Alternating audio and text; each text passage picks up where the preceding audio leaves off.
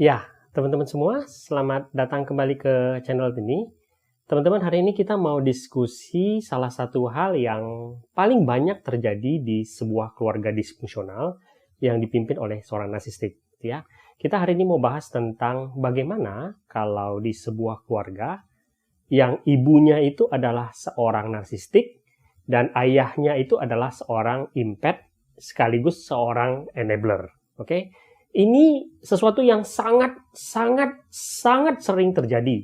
Saya yakin sebenarnya teman-teman melihat ini di banyak hal, di banyak keluarga, dimanapun kalian melangkah gitu ya. Karena pola seperti ini itu sering sekali terjadi ya. Kenapa bisa terjadi? Nanti teman-teman akan tahu gitu ya. Jadi saya yakin teman-teman tuh banyak tuh yang sering sekali berkata bahwa, "Abang, saya tuh tumbuh di bawah bimbingan seorang ibu narsistik gitu ya. Dan ayah saya itu adalah seseorang yang ya menjadi pendukungnya ibu saya gitu. Ada kekecewaan di dalam diri saya kenapa ayah saya itu nggak bisa dalam tanda kutip tuh bertindak apapun untuk menyelamatkan kami dari abuse yang dilakukan oleh ibu kami kepada kami. Gitu. Malah cenderung ayah kami itu menjadi supporternya ibu kami, ya memuluskan langkah ibu kami untuk melakukan abuse kepada kami, anak-anaknya, gitu ya. Bagaimana menjelaskan fenomena ini, Bang? Gitu ya. Kita akan bahas sedikit ya, teman-teman, di video ini dan beberapa video selanjutnya supaya teman-teman bisa mengerti, gitu ya, apa sih yang sebenarnya terjadi. Oke? Nah, teman-teman, sebagai contoh kasus supaya mudah, kita akan bahas tentang seorang ibu narsistik dan seorang ayah enabler. Oke? Tetapi kalau dibalik, ya, misalnya seorang ayah narsistik dan seorang ibu enabler, keadaannya biasanya tidak akan berbeda terlalu jauh. Okay? Karena memang biasanya memang polanya yang terjadi selalu seperti itu, gitu ya. Jadi teman-teman harus tahu ya, ketika misalnya seorang narsistik itu, ketika dia membangun keluarga ya, ketika dia memilih pasangan, biasanya itu mereka pasti akan memilih seorang enabler, yang biasanya itu adalah seorang impat ya. Mereka itu butuh seseorang yang bisa menjadi supporter abadinya mereka lah, gitu ya. Dalam arti seseorang yang akan selalu mengikuti apa yang mereka inginkan, seseorang yang akan selalu menuruti perintahnya mereka, seseorang yang akan selalu membenarkan apapun yang mereka lakukan tanpa komplain sedikit pun, gitu ya. Itu sifat alamiahnya seorang NPD. Jadi ketika dia memilih pasangan, mereka pasti akan memilih seseorang yang profilnya cocok untuk dijadikan enabler-nya mereka. Oke? Nah, bagi yang mungkin nggak tahu tentang enabler, teman-teman bisa nonton video ini. Oke? Tetapi sekilas aja, enabler itu adalah seorang sosok gitu ya. Seseorang yang berada di samping seorang narsistik yang menjadi kaki tangannya seorang narsistik. Yang selalu misalnya menuruti keinginannya si narsistik, menyediakan apa yang dibutuhkan oleh seorang narsistik. Artinya dia adalah pelayan abadi dari seorang narsistik. Mungkin kalian akan mengatakan bahwa flying monkey. Iya, flying monkey itu adalah salah satu tipe enabler. Tetapi enabler itu banyak tipenya guys, nggak cuma flying monkey. Seseorang yang membiarkan seorang narsistik melakukan abuse, itu juga disebut enabler, oke? Dan ketika seorang, misalnya ibu narsistik melakukan abuse kepada anak-anaknya, suaminya yang membiarkan itu terjadi, dia menjadi seorang enabler juga, oke ya? Untuk jelasnya teman-teman bisa nonton video ini. Nah, sekarang gini teman-teman, ketika kamu misalnya menjadi anak dari seorang narsistik gitu ya, ada satu kebingungan luar biasa yang kamu alami dalam hidup, oke? Sebagai perbandingan gitu ya, kalau kamu seorang impat atau seorang yang normal lah sekalipun, ketika kamu punya anak, teman-teman, ketika kamu memutuskan untuk punya anak, ketika anak kamu lahir, yang ada di dalam pikiran kamu adalah bahwa saya membawa anak ini ke muka bumi. Saya punya tanggung jawab untuk membesarkan dia, memberikan apa yang dia butuhkan. Saya punya kewajiban untuk memastikan apa yang dia butuhkan itu terpenuhi.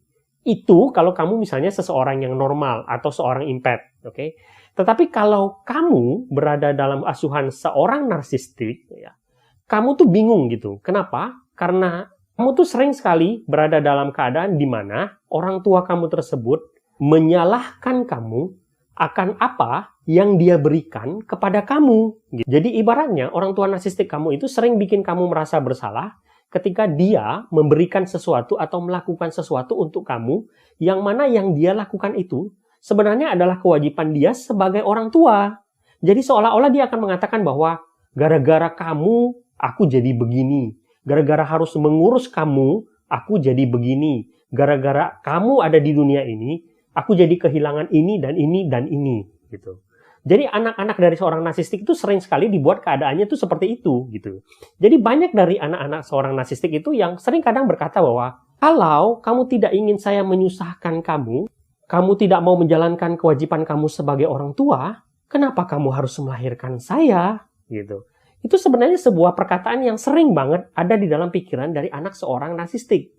Hanya saja mereka tidak punya kesempatan untuk mengkonfrontasi hal tersebut, ya. Nah, sebenarnya jawaban pertanyaan itu tuh begini nih, teman-teman.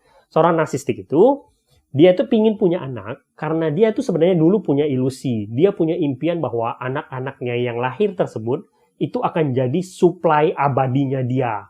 Akan jadi pemberi energi yang konstan bagi dia. Tetapi ternyata ketika anak-anaknya lahir, dia harus menghadapi banyak kenyataan, banyak kewajiban, banyak konsekuensi yang ternyata menyusahkan diri dia. Dan karena fokus dia hanya pada diri dia kemudian menyalahkan anak-anaknya akan semua kesengsaraan yang harus dia tanggung ketika dia menjadi orang tua.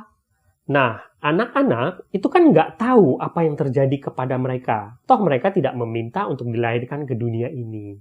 Nah, problemnya adalah ketika itu terjadi, mereka tidak punya tempat untuk menjadi perlindungan karena ayah mereka tidak menjalankan tugas mereka sebagai pelindung bagi anak-anaknya dari abuse yang dilakukan oleh ibu mereka.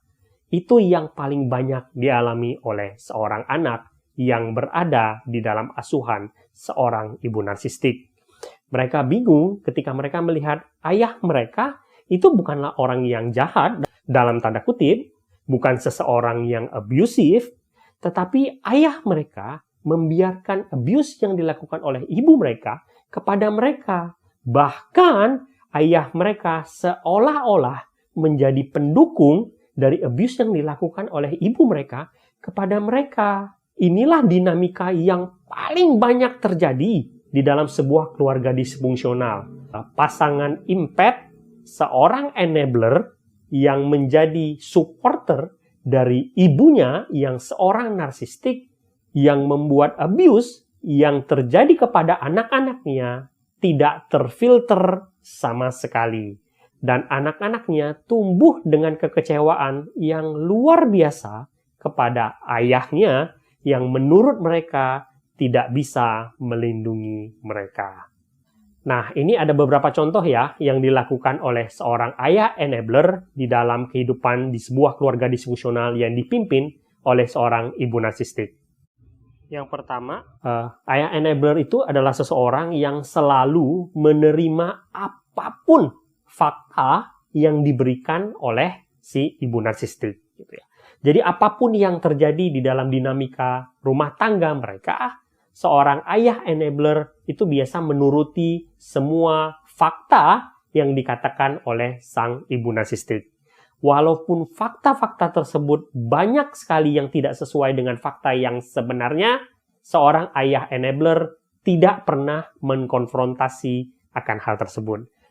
Mereka menuruti semua perintah yang dikeluarkan oleh si ibu narsistik tanpa protes sama sekali. Oke? Itu yang pertama. Yang kedua, seorang ayah enabler selalu berada di pihak sang ibu narsistik.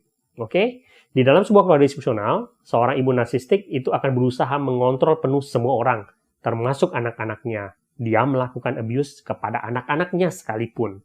Tetapi apapun yang terjadi, walaupun sang ibu berada dalam pihak yang bersalah sekalipun, sang ayah enabler itu akan selalu berada pada pihak si ibu narsistik. Dia tidak pernah berada pada pihak si anak. Dia selalu mengikuti apapun perintah dari sang ibu narsistik. Oke? Dia mengorbankan kebutuhan emosional anak-anaknya hanya supaya sang ibu narsistik tidak tenggelam dalam kemarahan. Yang ketiga, seorang ayah enabler itu akan selalu menjadi supporter bagi si ibu narsistik. Dalam kehidupan sehari-hari, si ibu narsistik bisa saja banyak sekali melakukan kesalahan terhadap semua orang yang berada di lingkungannya dia.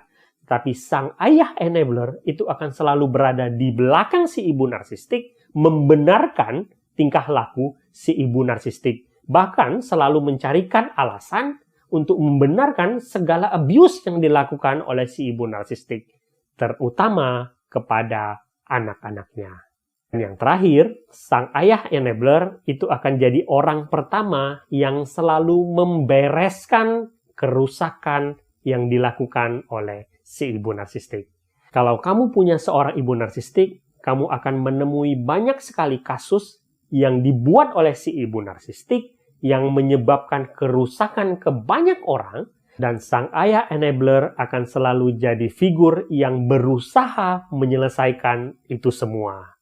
Kasus keuangan, konflik, verbal abuse, physical abuse, apapun itu, sang ibu narsistik akan jadi orang yang menyebabkan itu, meninggalkan itu begitu saja, dan sang ayah enabler akan berusaha menyelesaikan itu semua.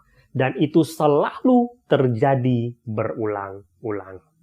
Ketika kamu punya seorang ibu narsistik dan ayah enabler, akan sering sekali kamu mendengar perkataan dari ayahmu yang mengatakan, ibumu kan memang seperti itu. Lakukan saja apa yang diminta oleh ibumu. Kamu jangan bikin marah mama. Kamu kan tahu mama itu begitu. Kalau kamu menurut, keadaan nggak akan jadi begini. Apapun yang terjadi, seorang ayah enabler akan selalu berada di pihak si ibu narsistik.